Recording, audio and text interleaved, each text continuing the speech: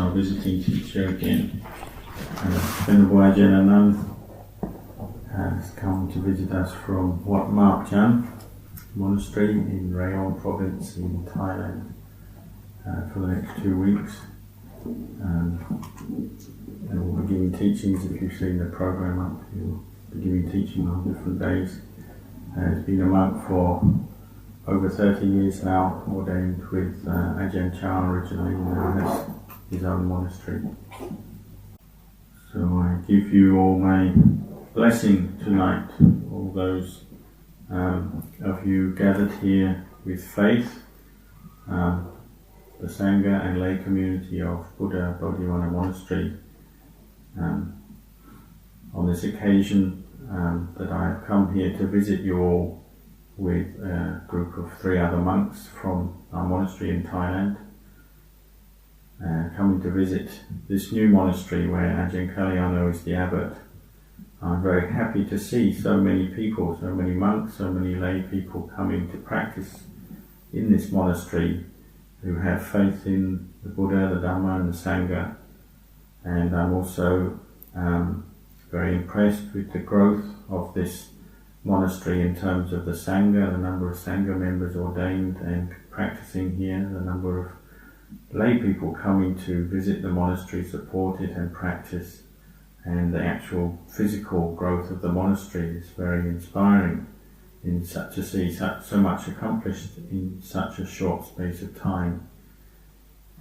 The most important thing is that this is a place of practice, practice of the Buddhist teachings, the practice of dhamma, sila and bhavana.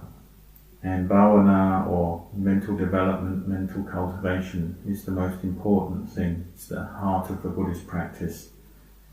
And the fact that we can come here together and practice like this spreads out as a result from the good practice, the peaceful hearts radiating from the Sangha here, from the teacher and from the Sanghas here, spreading out to the community, and this allows us to follow their example to gain and find peace in our own hearts.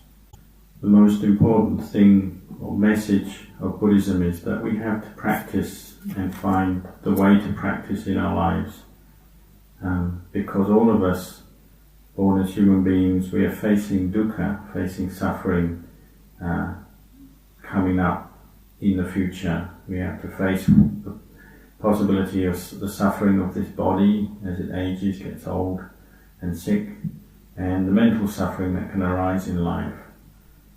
If we're not fully and properly prepared for this, when we actually meet with suffering in different forms, our mindfulness and our wisdom will not be developed enough, ready enough to deal with it, and it will overwhelm us. So the Buddha encouraged us to live with the quality of appamada, heedfulness. It's necessary if we want to get beyond suffering. He said one who has heedfulness is like one who's never dying, never dies. Whereas one who is heedless doesn't have heedfulness. They're like somebody who's dead already. With heedfulness, then we can do all the duties, all the things we have to do in life well and properly. Without that, if we're careless, then we can't do anything and we can't develop ourselves in the right way for the ending of suffering. So the practice of dana, sila, bhavana, these are the ways that the Buddha gave us to develop ourselves to reach the goal that we're seeking, the end of suffering, seeking the highest happiness and ultimately nirvana, enlightenment. If we don't know the right way, the proper way to develop ourselves, to raise the level of our minds, then we'll tend to fall under the influence of kilesa, mental defilements and delusion. Every time our senses experience forms, sounds, smells, taste, touch, and the ideas and the concepts that arise in our mind from moment to moment, every time we experience these, if we don't have mindfulness and wisdom, then we'll tend to get lost into moods and mental states of liking and attraction or aversion, negativity, and this will cause suffering for us. The important thing we should understand is that we should be practicing whether we have a lot of kilesa, a lot of mental defilements, or a few. We still have to practice. And the place of practice is at this very point, this direct point where we have sense contact arising from moment to moment in our lives. When our eyes meet with forms, see forms, our ears hear sounds, our nose contacts smells, tongue contacts taste, our body has touch, and the mind receives ideas and concepts arising.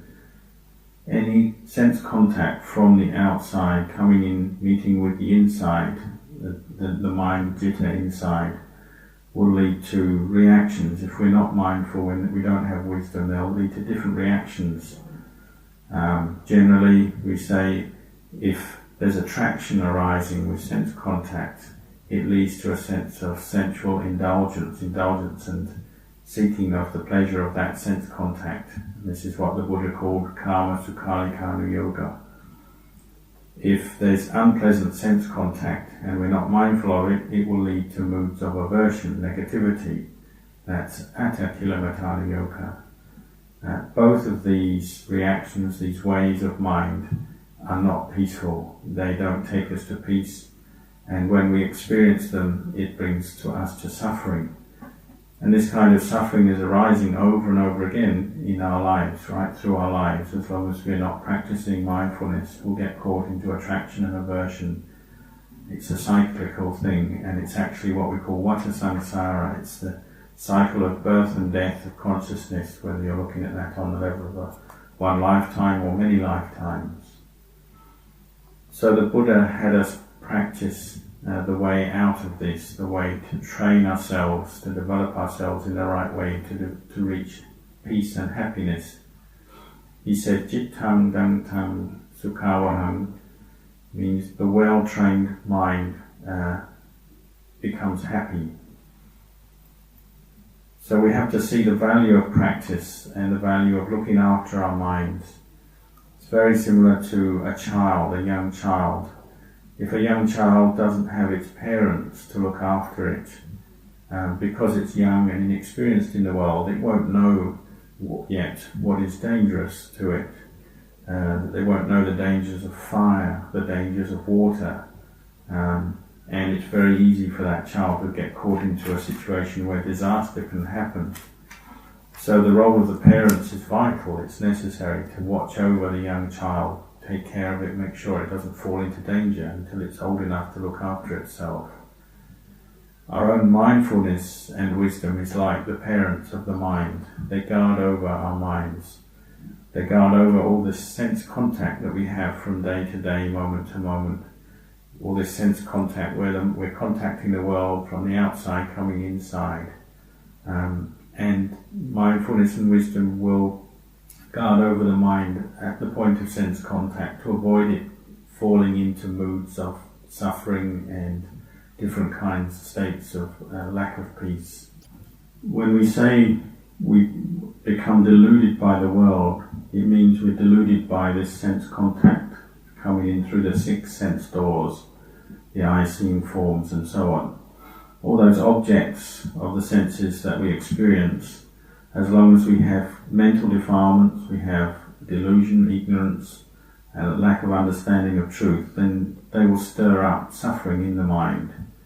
So we have to practice to contemplate, bring up mindfulness and contemplate the truth, and we'll come to see that all the mental states and reactions that are caused by this sense contact are actually changeable, impermanent, or anicca. If we have attraction arising in the mind, we have liking, it's not certain, it won't last, it will change. And the Buddha said, observe this. He said, use your mindfulness to observe, hold your mind in check and observe the attraction and the aversion arising and passing away, how it's impermanent or anicca. Sati, or mindfulness, is like the parents, and it's helping us to avoid falling into moods of attraction and aversion, and falling into delusion and attachment. So, as long as we are developing sati, we will also develop experience in the practice and be able to observe this truth, and this is what we call panya, wisdom or insight. The more sati we develop, the more insight into truth we will have. So, focusing on the development of sati in our practice, we're aiming to develop sati continuously in every posture, in every activity through our day, whether we're standing, walking, sitting, lying down. We use awareness, mindfulness, or you could say buddho, the knowing, the quality of knowing in the mind, to develop a continuous awareness through our lives, in all postures, in all activities. And with this continuous awareness, we'll gain understanding of truth, and our practice will mature. With that maturity of practice, we'll experience more inner peace, more calm, and concentration, what we call samadhi. And as samadhi and concentration increases, we'll find that we're able to maintain mindfulness in whatever activity we're doing. And so we have to keep developing this in a continuous way, developing mindfulness in all postures, all activities. And with the increased calm and concentration we gain from this will be the foundation for the arising of wisdom and insight, that clear seeing of the true nature of reality, what we call pavanamaya panya. It's just the wisdom, the insight that arises from a peaceful mind through the practice of sati and samadhi. So in summary, we can say that once we have some faith, some interest and confidence in the Buddhist teachings, then we have to commit ourselves, dedicate ourselves to the practice in a sincere way. We have to aim to increase our mindfulness, put effort into this, and to learn how to develop the Buddha within us, that quality of awareness. We will have to develop our dhamma, our sense of generosity and renunciation, develop our restraint of body and speech, what we call the practice of morality or sila, and most importantly, inwardly develop this sati awareness in daily life from moment to moment in a continuous way. And from this arises the ability to contemplate the Dhamma, the truth. With all these supporting factors, qualities of mind arising, they help to nourish each other, support each other, so our mindfulness will gradually increase the more effort we put into the practice, and the more our insight and understanding will increase, and these will support each other. So all of these are what we call the factors of the path, the Magga, the Eightfold Noble Path. And this is the way the Buddha gave us to develop ourselves, mature ourselves, gain more experience, more understanding in the practice, and from that greater happiness and greater radiance of mind. This radiance develops as we start to drop the unwholesome tendencies and habits we've collected over the years. As we drop them, the mind becomes more peaceful, more purer, and we start to really develop our potential as human beings. We've been doing this already in past lives, so you could say that our practice is really a continuity of what we've been doing before. And we have to really learn how to develop ourselves in a substantial way, in a good way. Just like we're developing this monastery, Buddha Bodhiwana Monastery, we're developing it to become something very substantial, a place where we can practice. We have to develop our inner practice in just the same way. We have to develop this radiance and purity of mind. And the more we experience this radiance, this purity of mind, as we put effort into our practice, then the more happiness we will experience. So please really commit yourselves in a sincere way to the practice and continue with your practice. So I'll just say this much as my talk for this evening, as some guidelines, some outlines of the way of practice, but I will also now give you the chance, if you have any questions or queries about the practice, you can bring them up and we can discuss them further. I'll just chant the formal way we end the Dhamma talk now. Andamayang avadakatha sadhu karang dadamase. Sadhu, sadhu, sadhu, anumodam. Self asking, does everybody live down in the city somewhere, or is anyone staying closer by? More close? มีแจกโอเปอร์เทนก็มีครับหลายคน Ajahn, for people who are still working in their life, they use a lot of their brain to think a lot, and hence in the meditation sometimes it appears that it is very hard to calm down the mind. Is there any method that Ajahn could prescribe to help those people who are still thinking, especially those people working in a job where they use a lot of their thinking mind? It's important to get the right attitude and motivation with practice. So even if you lead a busy working and family life, then try to just begin, say, from the very beginning of the day, begin in the right way. Say, when you get up in the morning, really say, today I want to practice, do my duties, everything I have to do in a mindful way. I'm going to try to develop mindfulness as much as I can. If I have to meet with any difficult situations, difficult people who would perhaps test my patience, bring up irritation, moods of anger, aversion, I'm not going to give in to those moods and become angry. I'll be patient and try and practice mindfulness with whatever difficulties I encounter. Try and set that attitude up so that when you go to work you have the right frame of mind.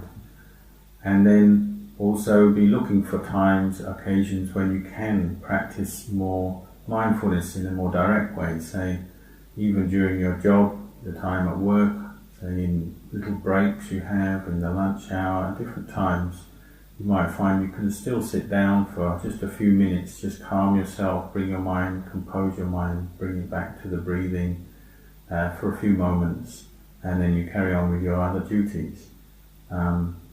Again, when you come home, again, develop an attitude of being one who is dedicated to the practice. So try not to bring all your work and your worries and concerns about work home with you. Try to leave them at work, and when you come home, try to set them aside, not to just keep thinking and worrying about different issues at work. You might come home, if you have a little altar or shrine in your home, when you get home, you find some time to bow and maybe do a little bit of Buddhist chanting like we've done tonight, just to set your mind in a good frame, and do some meditation. And try to develop, that self-discipline, to do this on a regular basis, see the importance of it and develop that motivation. And if you develop that as a regular habit, a good habit, you'll find that you're always refreshing your efforts in the practice, refreshing your faith, your confidence in the teachings and the practice. And this will give you some ability to resist the normal defilements and moods, unwholesome moods that we might get caught into. And as long as you're keeping up that sincere effort, even if you're not perfectly peaceful yet, but you'll still be putting in fresh, wholesome effort into your practice, you'll find that you remain inspired and you have some good energy there. But what you have to be careful of is if you start becoming lazy or distracted too much, and say you don't develop a good self-discipline or habit, maybe your practice becomes very patchy. Sometimes you do it, sometimes not. You find gradually the more unwholesome states of mind will take over again, and you'll find even if you do come to sit to meditate, you're just caught up in many unwholesome states, lots of distracted thinking, and then you'll just start to feel, it's not worth it, it's not getting anywhere, and you'll start to despair of the practice and think, it's really not worth doing, and you'll maybe give it up. So this is your challenge and your task really is to maintain that motivation, find ways to keep putting effort into the practice, however small, however little you put it in. It will always help to bring up the mind and bring up your motivation, and as long as you've got that, then you'll keep practicing. When I was a layman, before I was a monk, I had a job, a regular job, where I go to work, come home again in the evening. But because I saw the value of practice, I always tried to save time in the evening to really put some effort into the practice. So however tired, exhausted I felt, I would still keep up this regular practice, and I try and set aside an hour every evening. I do some chanting and then I meditate.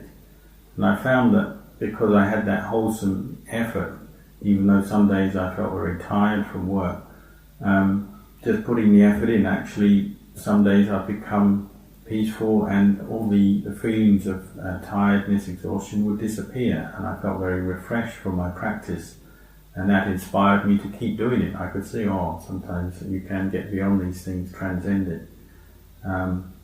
So that's very important to keep up that kind of motivation, that kind of wholesome input.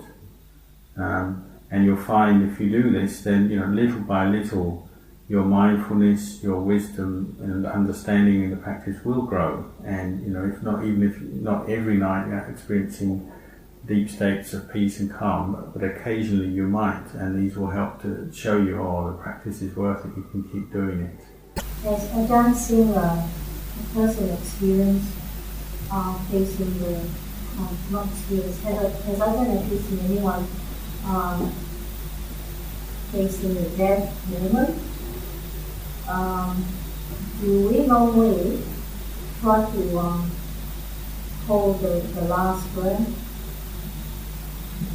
You could say that all the Dhamma practice we've done in the past and today is preparing for that moment at the end of our lives, and that period at the end of our lives when we face death. Because of course all of us are going to have to face death, and no one can escape from that. It's the one certainty in life. So the important thing is to understand when a human being faces the possibility of death, they will tend to get caught into anxiety, worry, the mind becomes very shaky and will be thinking a lot.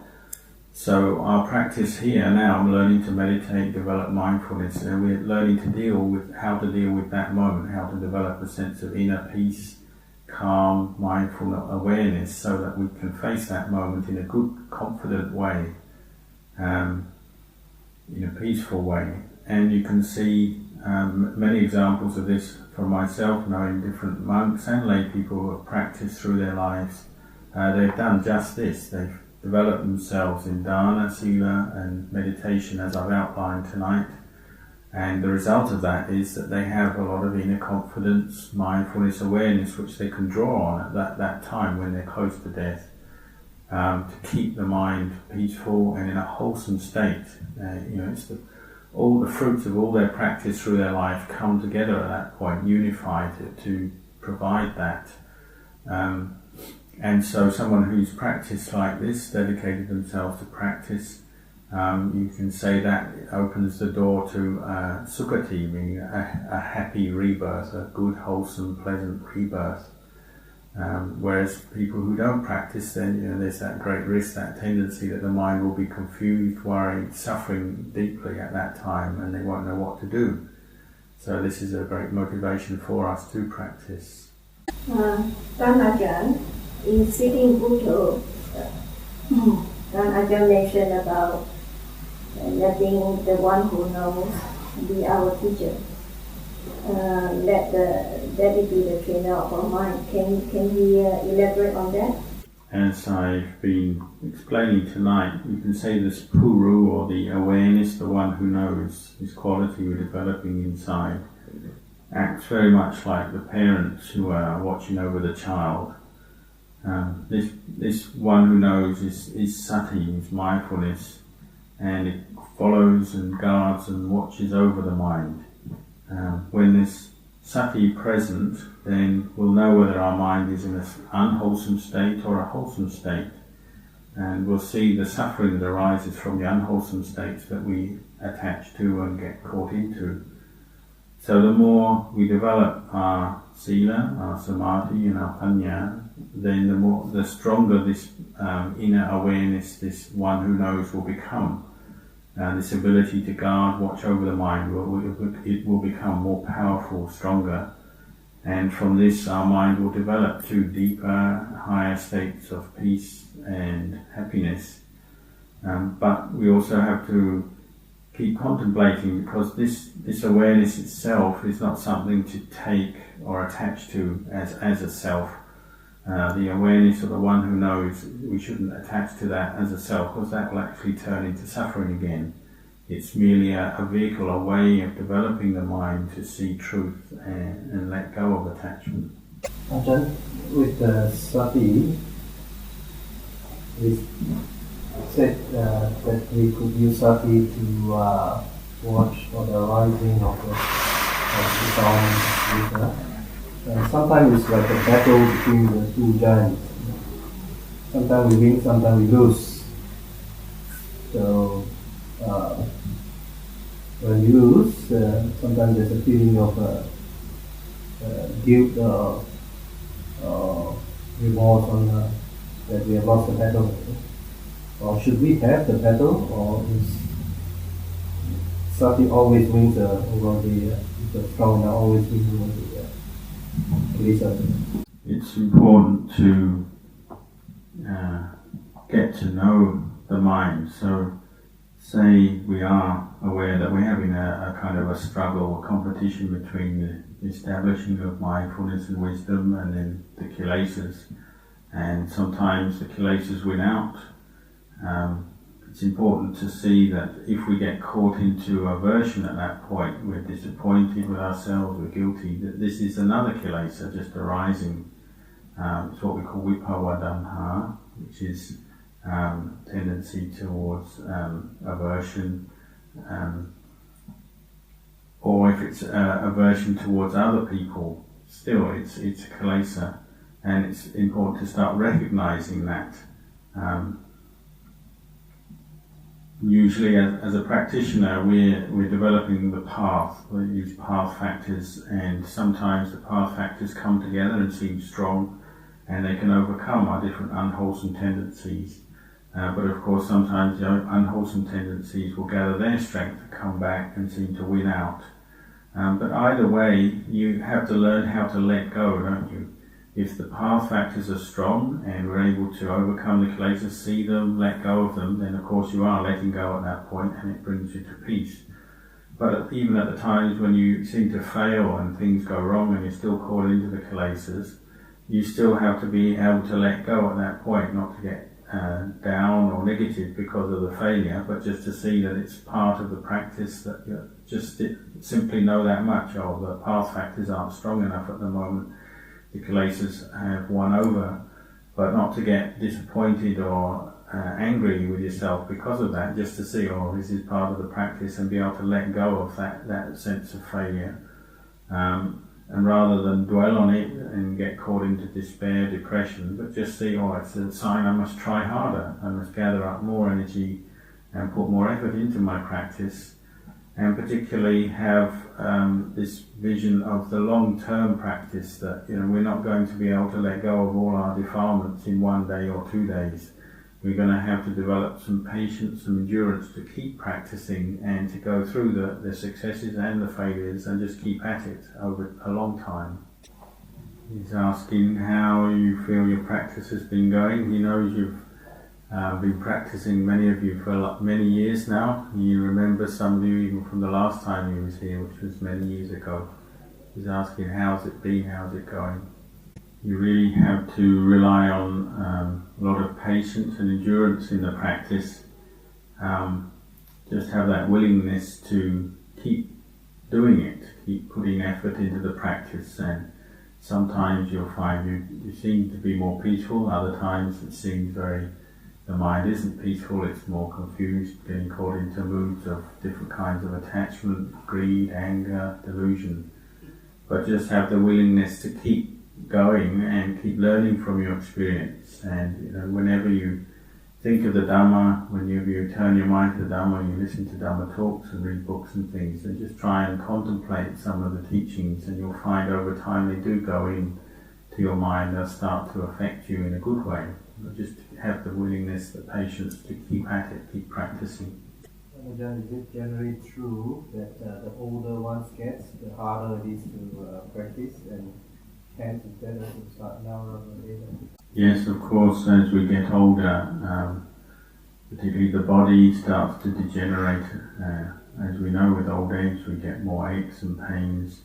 Our strength, physical strength, starts to decline, and so this makes it harder to have the patience to push ourselves in the practice, to contemplate things, to develop mindfulness. All gets a bit harder. So we know we're probably, at best, we might expect to live, say, for an average 80 years old.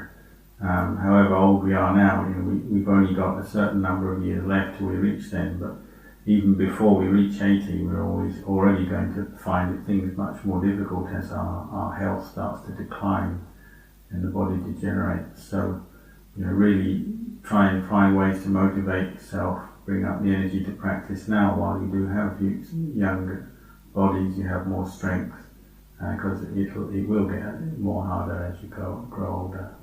Just counting the number of faithful who've come to meditate. There was about 100 people this morning, about 30 now.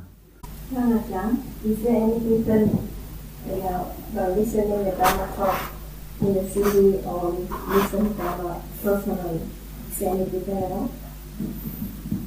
He says that generally when you're listening to a tape or a CD, there is the danger that your commitment and the attitude you have might not be so committed to listening, because there's a sense of, well, you can turn it off at any time, you can listen at any time. Whereas, of course, if it's a live Dhamma talk, you're in the presence of a teacher listening, you tend to really try hard to listen and absorb the teachings that you're hearing. You tend to have more interest and try a bit harder. But that doesn't mean to say there's no point listening to tapes and CDs, because of course if you do have a good attitude and you're really sincere and wanting to learn and listen to the Dhamma, then of course they can be of great benefit. And many individuals make use of them, but generally there is that problem to be aware of, is that we can become a bit casual and not fully commit ourselves as we listen. And our teacher Ajahn Chah used to point that out, and although they did tape his talk sometimes, he didn't emphasize it so much. He said the important thing is to record it in your heart as you're listening. When people say, "Oh, can I record your talk?" He said, "Well, why don't you record it in your heart? Because that's where it's supposed to go. It's supposed to change your heart and affect your heart." He's aware that many of you will have to go to work tomorrow, so it's a good time to stop so that you can get back home to prepare yourselves for tomorrow. Wishes you a safe trip home. You are, of course, all welcome to any other parts of the program over the next 2 weeks. Please feel free to come.